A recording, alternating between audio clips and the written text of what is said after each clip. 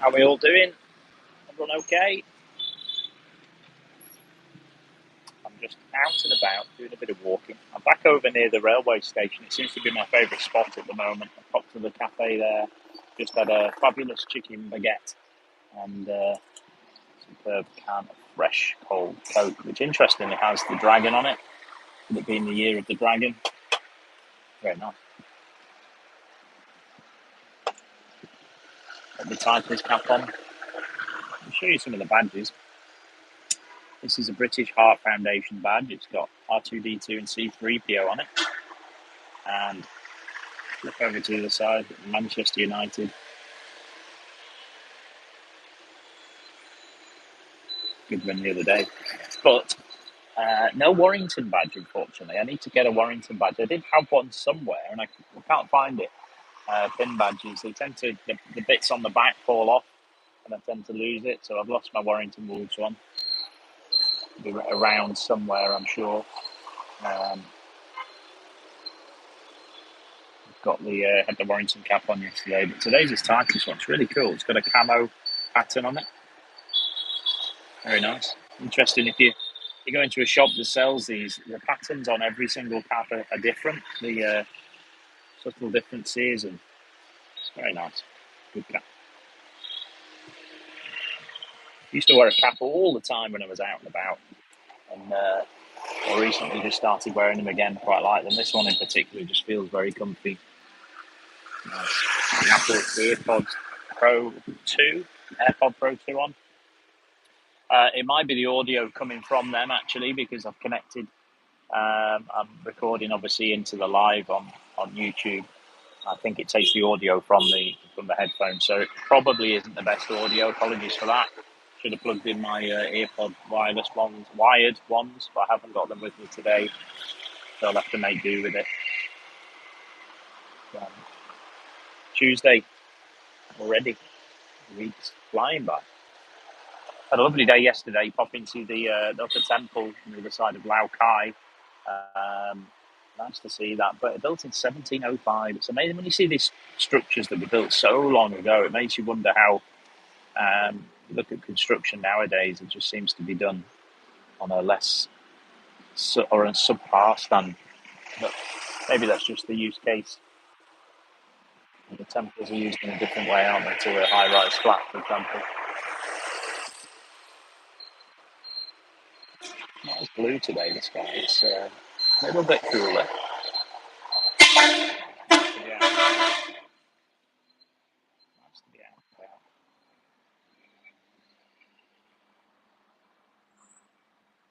Perfect day for golf, actually. I should be playing a bit of golf at the moment. I've been doing some really cool videos on the golf course, but very strange car just gone past there. I should have moved the camera. Pink car.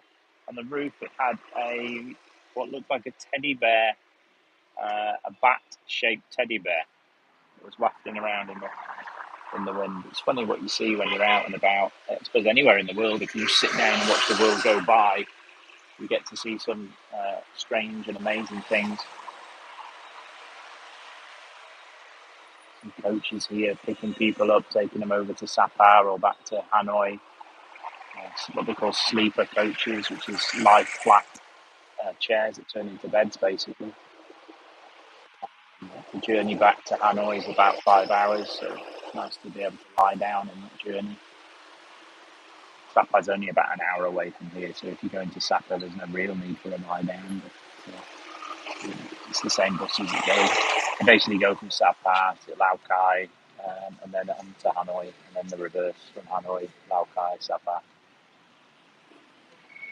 Done that a couple of times now. Enjoyed it.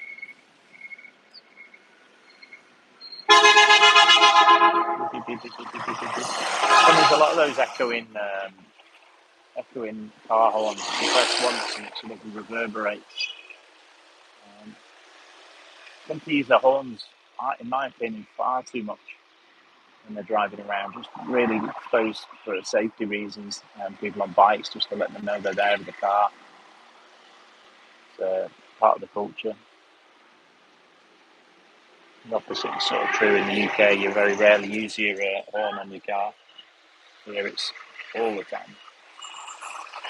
seem to remember my dad telling me a story. We lived in Nigeria when I was a sort of 1 year old. He was telling me that in Nigeria, they just beat the horns all the time. And it's just basically saying hello, not used for the function it was designed for, but they've created a whole new function out of that.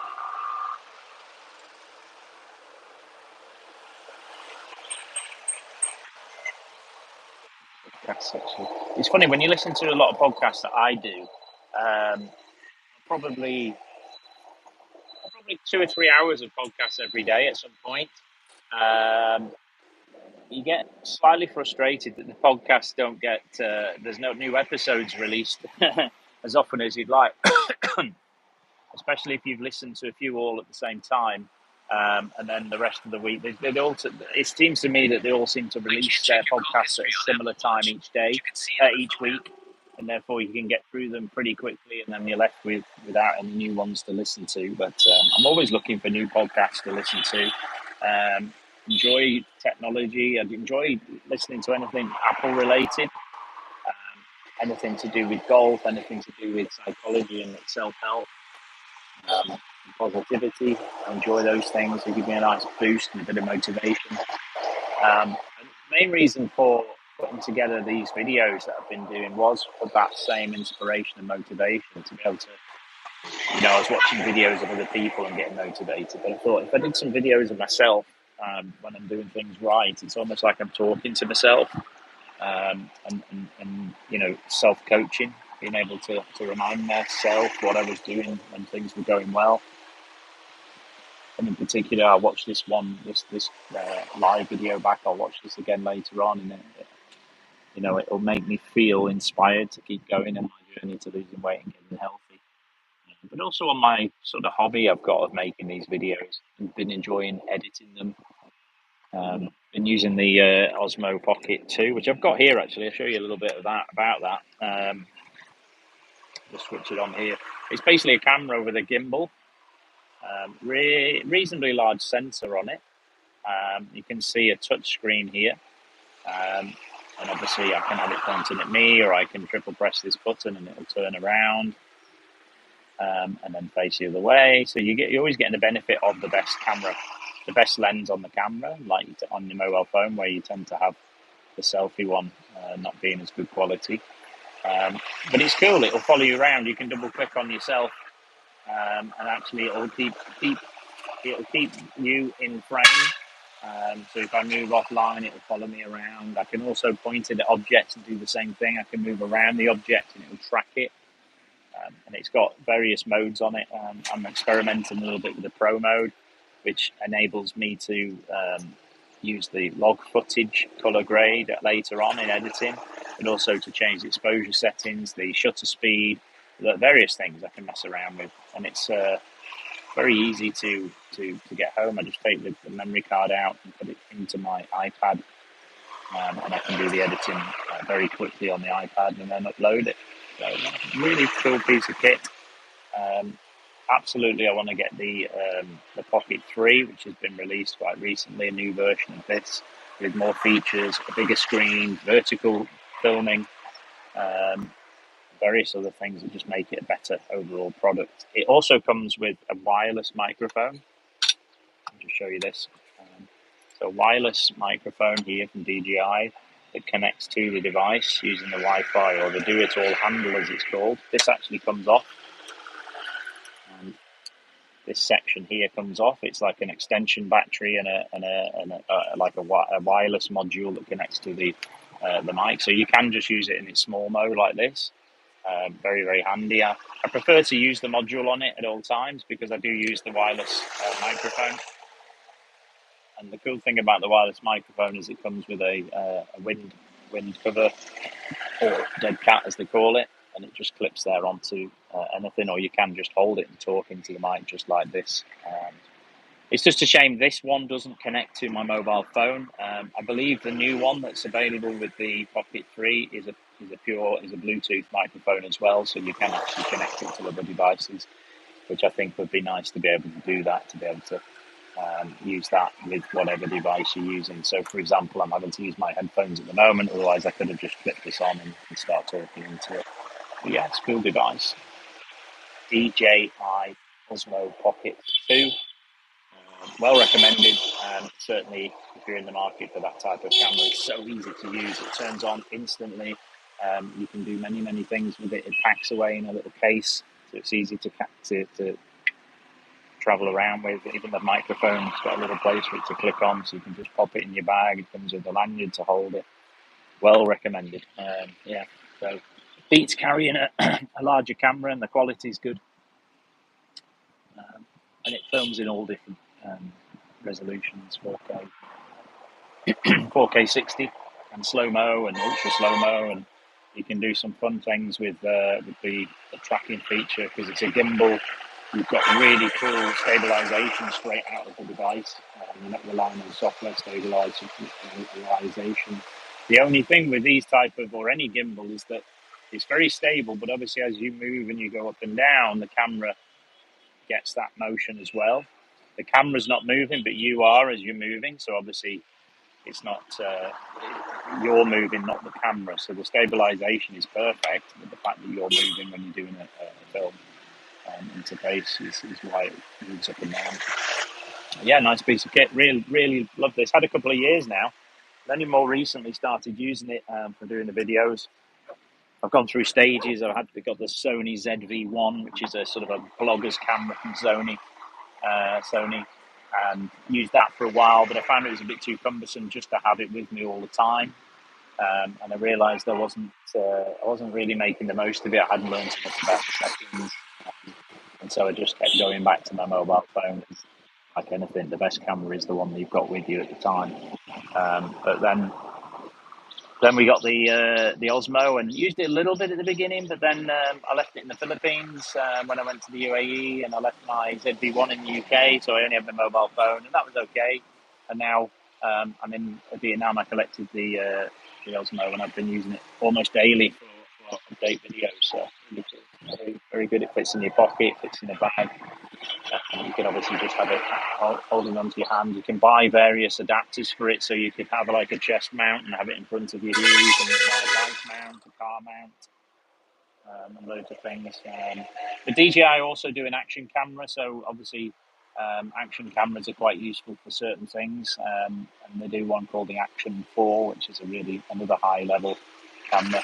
I think the combination of having the Osmo Pocket with the gimbal and also the action camera for certain scenarios where you might want to maybe attach it to something like a golf cart. I've seen a lot of the YouTubers who are doing golf now are using GoPros or even the action camera 360, whatever it might be, to film while they're actually driving around in the golf cart, and also in cars as well. It's quite a useful device.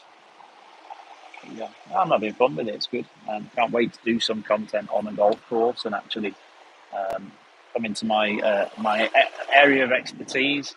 Obviously, just doing these videos is a bit of a hobby for me, but golf is my career, it's my life, it's my passion. And combining those two things together, I think, would be really cool.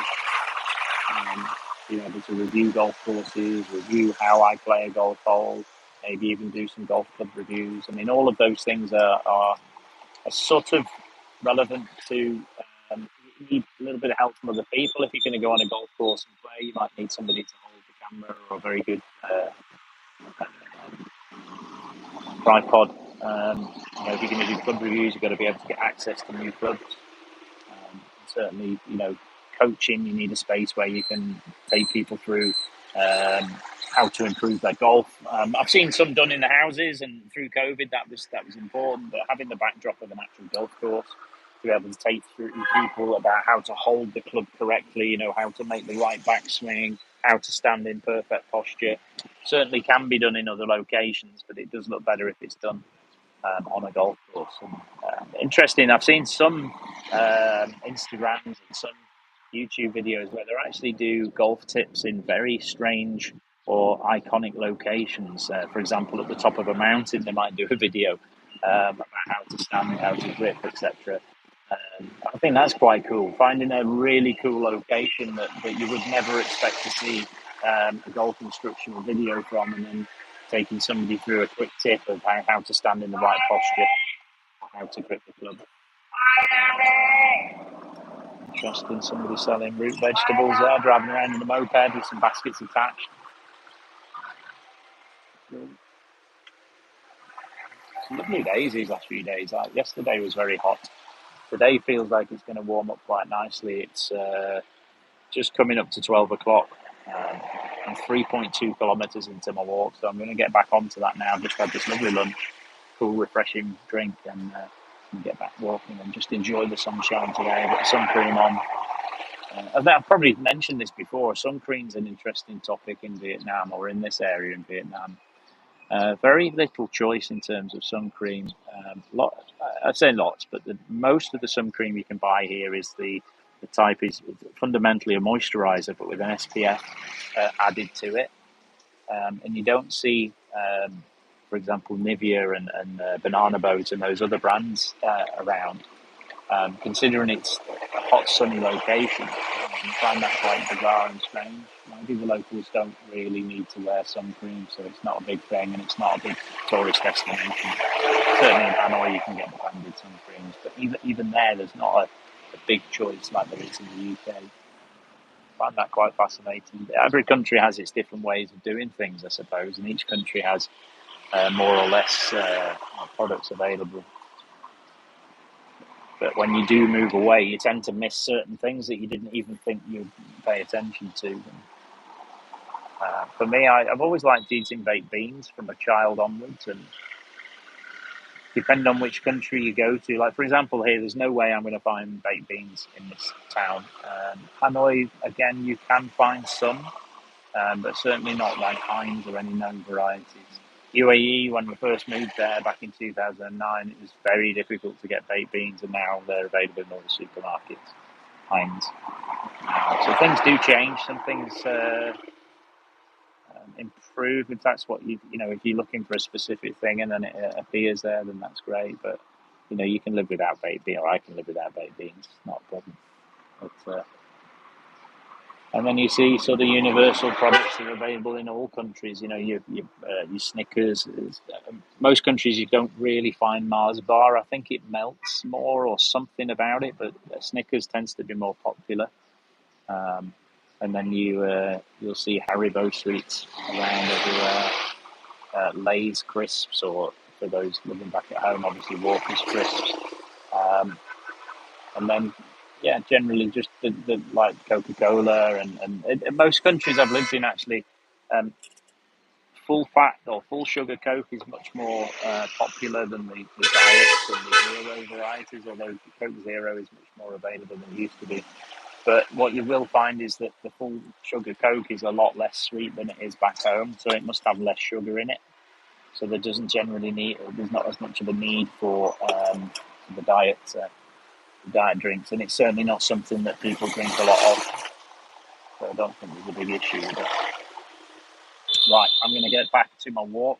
I'm going to see you all again soon. I just wanted to come on and test out the live again. Add a little extra video to my collection. Right, take care. 3 key mottos: get up, get out, and get it done. Do something today to improve your tomorrows, and what can be measured can be improved. Take care. See you soon.